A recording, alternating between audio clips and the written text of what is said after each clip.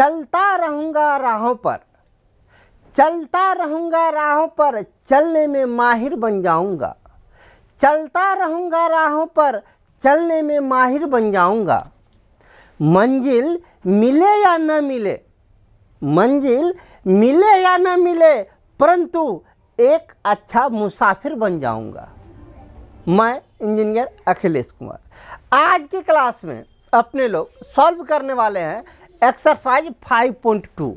Book होगा केसी सिन्हा का, class 12 और चैप्टर होगा मैट्रिक्स। ये आज संभवतः 5.2 का ये आखिरी क्लास होगा। आज के इस क्लास में एक्सरसाइज 5.2 का क्वेश्चन नंबर 43 अर्थात 43 या इनसे आगे को सॉल्व करेंगे। इससे पहले की क्लास में क्वेश्चन नंबर 42 तक हमने सॉल्व कर लिया है। ऊपर आई बटन दबाइए, इससे पहले का क्लास का लिंक अवेलेबल है, अन्यथा आप प्ले लिस्ट में जाइए, वहाँ टोटल का टोटल सोल्यूशन अवेलेबल है। चलते हैं क्वेश्चन नंबर 43 पर। है क्या 43 का क्वेश्चन बहुत लंबा है, उनको हम लिख नहीं सकते हैं बोर्ड पर। उनको लिखेंगे तो आधा बोर्ड तो मेरा क्वेश्चन ही हो जाएगा, फिर बनाएंगे कैसे। तो हम नीचे में ये क्वेश्चन जो देख रहे हैं नीचे, हम नीचे में क्वेश्चन डाल दिया, हम बनाना स्टार्ट करते हैं। जरा गौर से देखिएगा, क्वेश्चन को गौर से पढ़ लीजिए क्या क्वेश्चन। एक व्यापार संघ के पास 3000 रुपये का कोष है, मतलब एक व्यापार संघ के पास 30,000 रुपये का कोष है, जिससे दो भिन्न भिन्न प्रकार के ब्रांडों में निवेश करना है। प्रथम ब्रांड पर 5% तथा द्वितीय ब्रांड पर 7% वार्षिक ब्याज प्राप्त होता है। आव्यूह गुणन के प्रयोग द्वारा यह निर्धारित कीजिए कि 30,000 रुपये के कोष को दो प्रकार के ब्रांडों में निवेश करने के लिए किस प्रकार बांटे, जिससे कि व्यापार संघ का कुल वार्षिक आय एक नंबर में है 1800 रुपया और बी नंबर में है 2000 रुपया हो जाए। कहने का अर्थ क्या है क्वेश्चन का? कहने का अर्थ है एक व्यापार संघ के पास कुल रुपया, कुल कितना रुपया है इसके पास? कुल रुपया, रुपया तो नहीं राशि लिखा हुआ है, कुल राशि है 30,000 रुपया। इतना रुपया कुल राशि है। इसको दो ब्रांड में निवेश करना है। दो ब्रांड मतलब दो कंपनी में निवेश करना है इस रुपया को। तो मान लीजिए दोनों में कितना कितना निवेश करेगा। माना कि पहला ब्रांड में निवेश एक्स किया, दूसरा ब्रांड में निवेश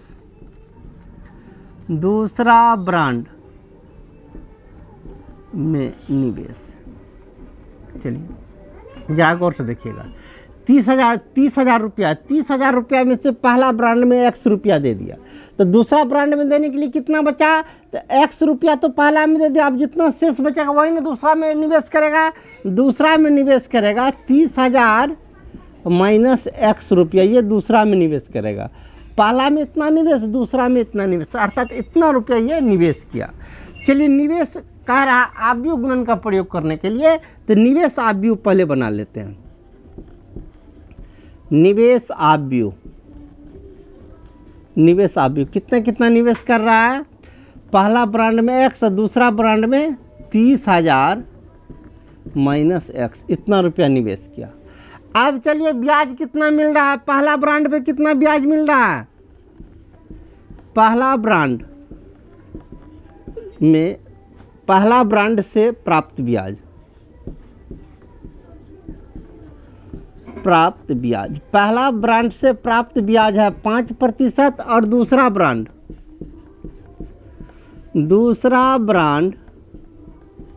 से प्राप्त ब्याज इससे प्राप्त ब्याज है 7%। पहला ब्रांड से 5%, दूसरा ब्रांड से 7%, इतना ब्याज प्राप्त होता है। चलिए ब्याज आव्यूह भी बनाइए। ब्याज आव्यूह, ये ब्याज आव्यूह कितना? 5% एवं 7%, ये है आपका ब्याज आव्यूह, ठीक ना। प्रश्नानुसार चलिए प्रश्नानुसार रोमन नंबर 1 में क्या कह रहा है, रोमन नंबर 1 में है कुल मिला के ब्याज 1800 रुपया प्राप्त होता है। जरा गौर से देखिए, इतना रुपया निवेश किया, ब्याज मिला इतना, तो कुल मिला के कितना 1800 रुपया प्राप्त होता है। दोनों को गुना कीजिए, लेकिन इसमें एक विशेष बात पे ध्यान रखिएगा, इसमें दो आव्यूह आपको है, एक निवेश आव्यूह, दूसरा ब्याज आव्यूह। एक को रखिएगा कॉलम में तो दूसरे को रखिएगा रो में, दोनों को एक में ही मत रखिएगा। इसको हम कॉलम में रखे थे, इसको कॉलम में भी ऊपर नीचे ही मत रखिएगा, एक रो में तो दूसरा कॉलम में रखिएगा, तभी गुना होगा, ठीक ना। चलिए प्रश्नानुसार जितना निवेश किया इस टोटल रुपया पे इतना प्रतिशत की दर से जब लगा देता है 1800 रुपया ब्याज होता है। अर्थात प्रश्नानुसार कुल ब्याज कितना होता है, रोमन नंबर 1 में 1800 रुपया कुल ब्याज होता है। कुल ब्याज कैसे निकालेंगे, जितना रुपया निवेश किए, निवेश कितना किए हैं x और 30,000 माइनस x, और ब्याज कितना कितना प्राप्त हुआ है 5% और 7% बराबर 1800 रुपया। अर्थात निवेश और ब्याज दोनों को गुना के, मतलब इतना रुपया इतना प्रतिशत की दर से लगा है तो कुल इतना रुपया प्राप्त हुआ है, ठीक है। चलिए दोनों को गुना कीजिए। गुना कैसे करते हैं, इनको इनके साथ गुना करेंगे, इनको इनके साथ गुना करेंगे। गुना कीजिए, x गुना 5 तो 5x, 5 गुना x 5x प्रतिशत है, दे दीजिए प्रतिशत प्लस, इनको इनके साथ गुना, अर्थात 30,000 माइनस x गुना 7 प्रतिशत है तो प्रतिशत बराबर 1800। अब चलिए प्रतिशत हटाएंगे तो बटे 100 करेंगे, तो बटे 100 कर दीजिए, 5x बटे 100 प्लस 700 गुना कर दीजिए, 7 या 21, 21 पे 4 गो 0 माइनस 7x बटे 100, प्रतिशत हटाए तो यहाँ भी 100 बराबर 1800, ठीक ना। इस साइड आ जाते हैं। चलिए दोनों में से 100 यहाँ भी 100 यहाँ भी, दोनों को 100 को कॉमन लीजिए, 1 बटे 100 आएगा, 100 को उधर भेज देना है। इस साइड क्या बचेगा, इस साइड बचेगा 5x प्लस 21 पे 4 0 माइनस 7x, 21 पर 4 0 माइनस 7x बराबर, यहाँ जो 100 कॉमन लिए तो 100 उधर गुना में चला जाएगा तो कितना हो जाएगा 18 पे 4 0,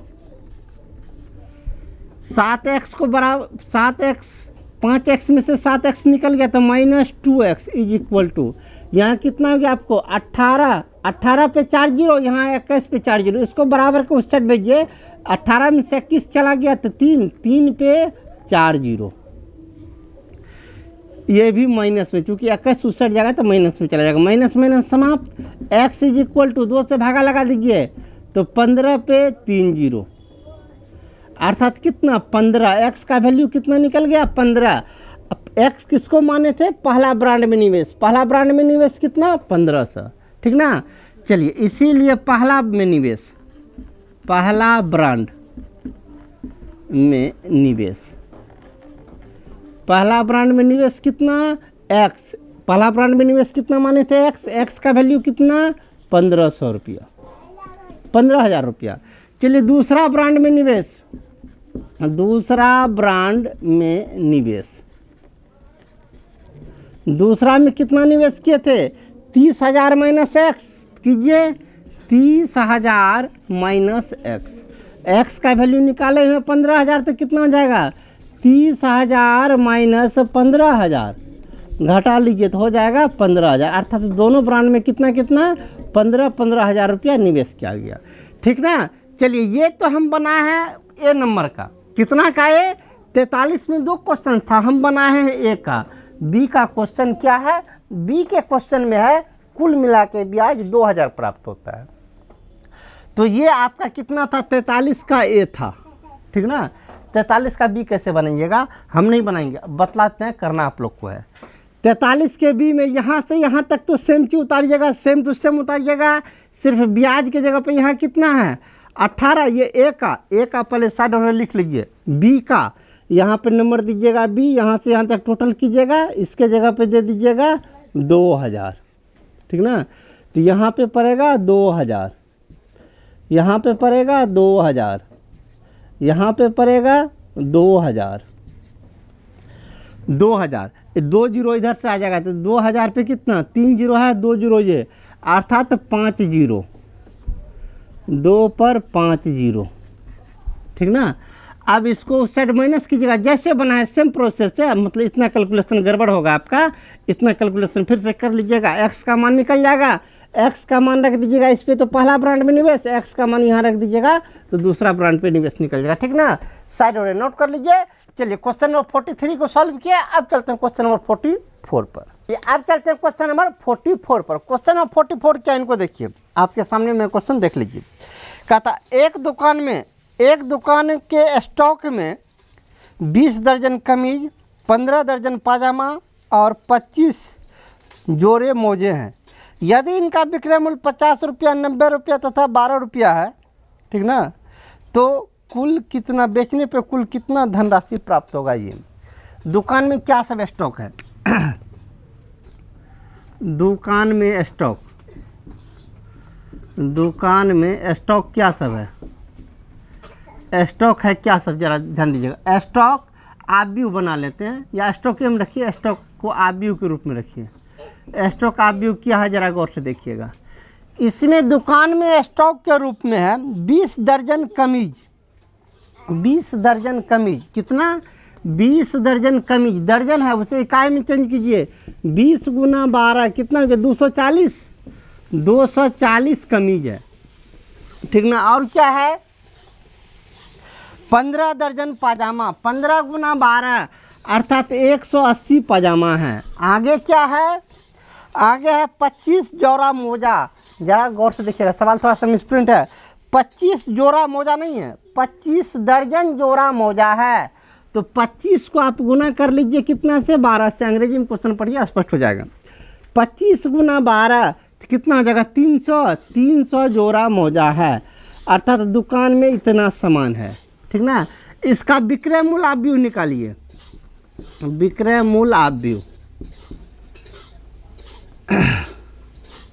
विक्रय मूल्य आप व्यू कितना है, किस दर से वो बेच रहा है सामान को। सामान का विक्रय मूल्य दर देखिए, 50 रुपया पाजामा, 50 रुपया कमीज, 90 पाजामा, 12 मोजा, 50, 90, 12। विक्रय मूल्य 50 के दर से, 90 के दर से और 12 के दर से, ठीक ना। प्रश्नानुसार देखिए प्रश्न में क्या कहता है, कहता है कुल कितना विक्रय मूल्य निकालना है। प्रश्न अनुसार अपने लोग को विक्रय मूल्य निकालना है। विक्रय मूल्य कैसे निकालिएगा, जितना सामान है जितना दर से बेचे दोनों को गुना कीजिएगा तो विक्रय मूल्य निकलेगा।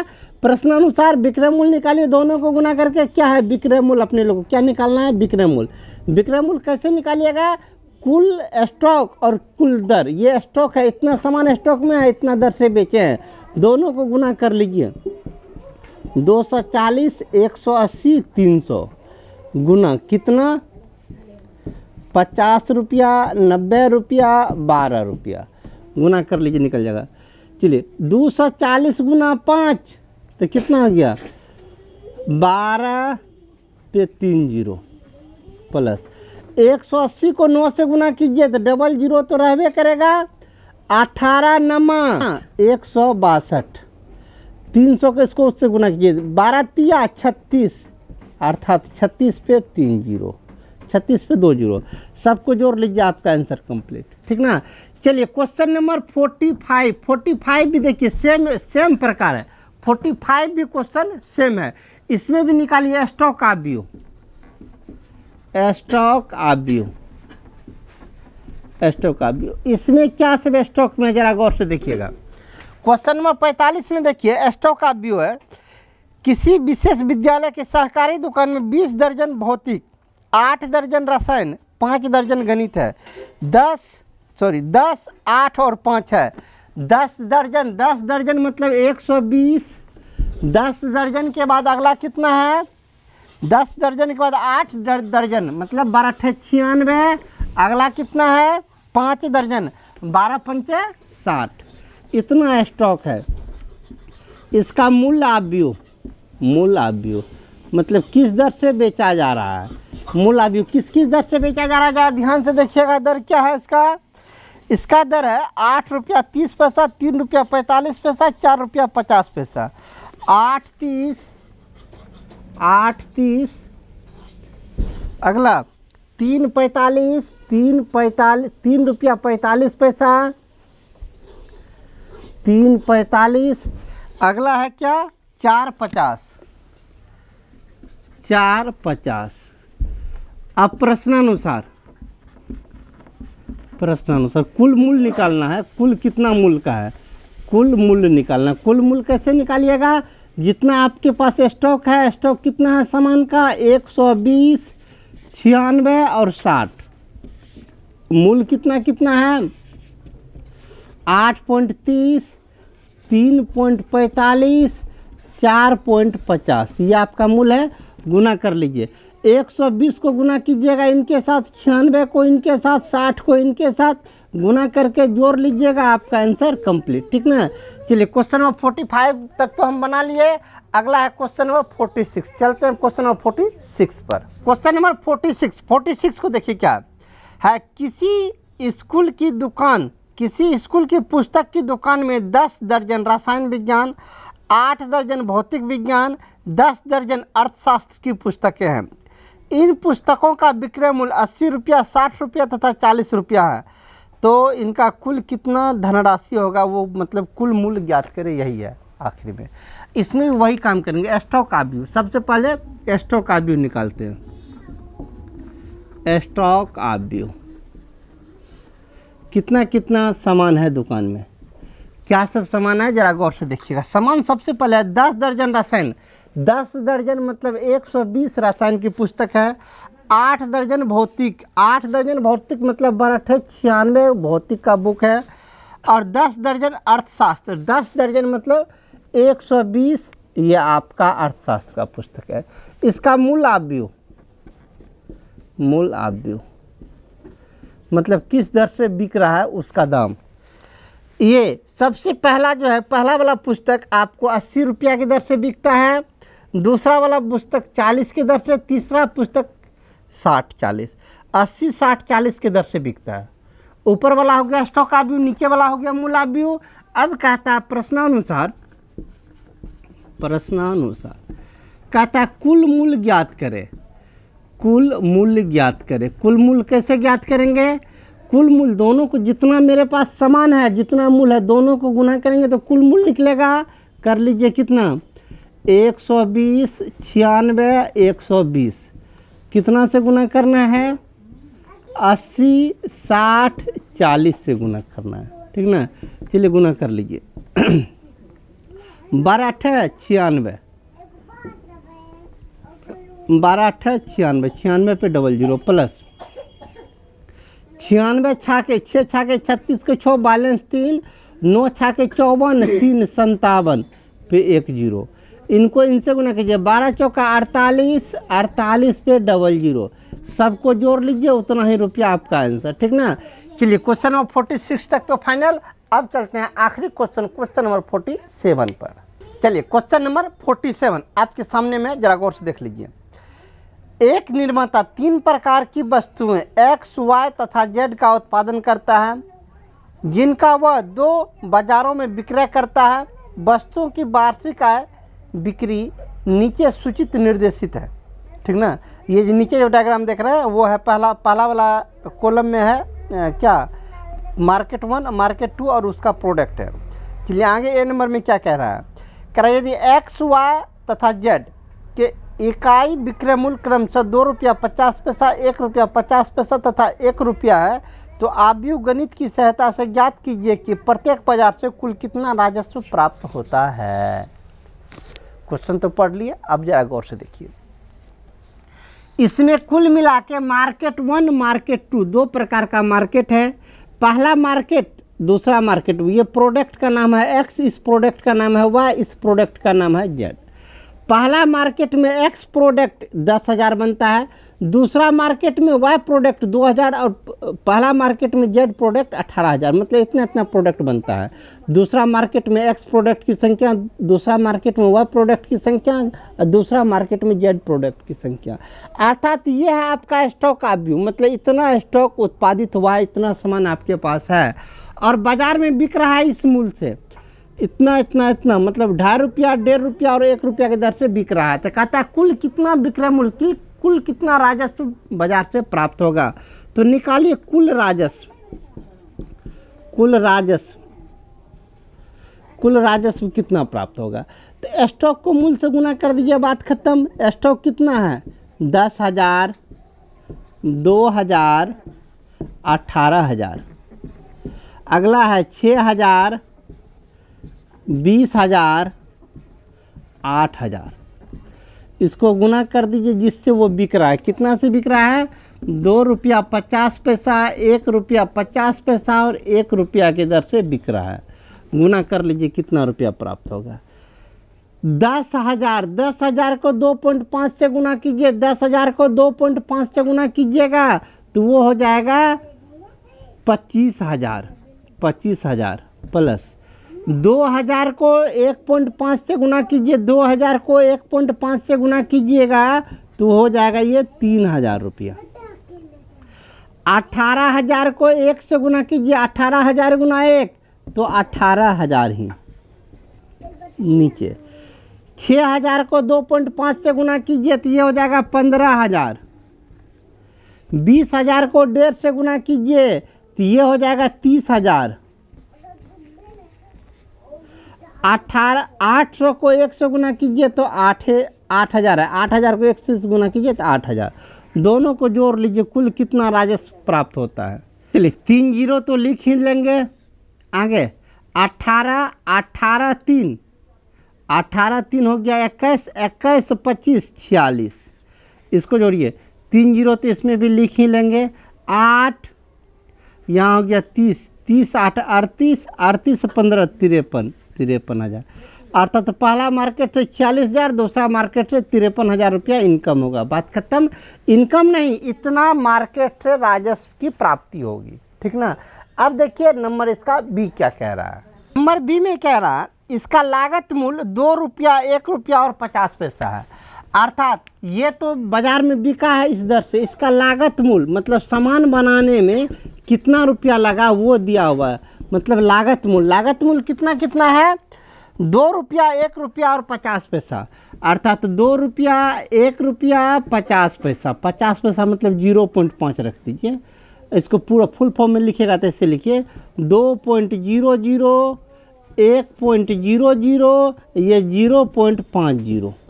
इतना मतलब ये लागत मूल्य है।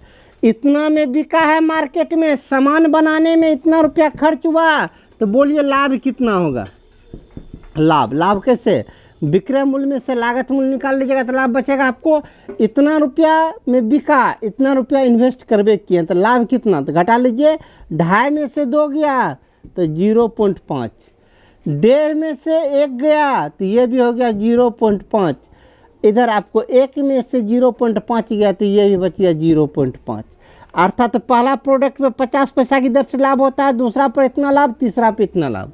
ये लाभ हो गया।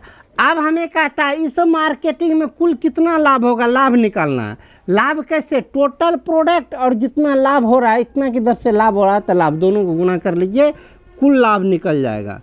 कुल लाभ कैसे निकालेंगे, कुल प्रोडक्ट कितना 10,000,